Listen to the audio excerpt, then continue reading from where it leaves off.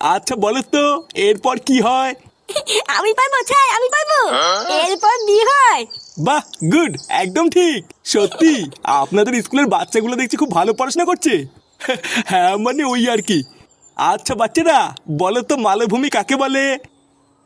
আমি পারবো স্যার, আমি পারবো। এটা তো খুবই সহজ, আমি জানি।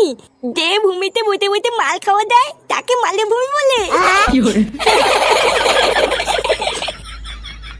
এইসব কি বলছে? আপনি কি স্কুলে এইসব শেখান নাকি? মা না না, ছিছি স্যার, এইসব আমি শেখাবো কেন? বাচ্চা মানুষ, তাই হয়তো ভুলভাল বলে ফেলেছে।